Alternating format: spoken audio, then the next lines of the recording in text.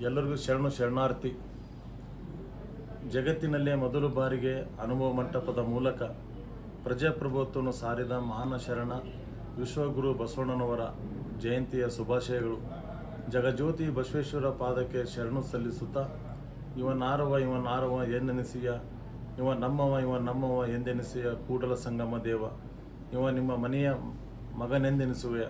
ಸಮಾನತೆಯನ್ನು ಬೋಧಿಸಿ ವಿಶ್ವಕ್ಕೆ ಶಾಂತಿಯ ಸಂದೇಶ ಸಾರಿದ ಭಕ್ತಿ ಭಂಡಾರಿ ಬಸವಣ್ಣನವರ ವಚನಗಳು ನಮ್ಮ ಜೀವನಕ್ಕೆ ದಾರಿದೀಪಗಳಾಗಿವೆ. ಸಾಮಾಜಿಕ ಕ್ರಾಂತಿ ಮಾಡುವ ಮೂಲಕ ದೀನ ದಲಿತರಿಗೆ ಸಮಾನತೆಯನ್ನು ನೀಡಿದವರು ಬಸವಣ್ಣ. ಕಾಯಕ ದಾಸೋಹ ತತ್ವದ ಮೂಲಕ ಪ್ರತಿಯೊಬ್ಬರೂ ಶ್ರಮಜೀವಿಗಳಾಗುವಂತೆ ಶಕ್ತಿ ತುಂಬಿದವರು ಬಸವಣ್ಣ. ಅವರ ಶರಣ ವಚನ ಚಿಂತನೆಗಳನ್ನು ನಾವೆಲ್ಲರೂ ಅಳವಡಿಸಿಕೊಳ್ಳೋಣ.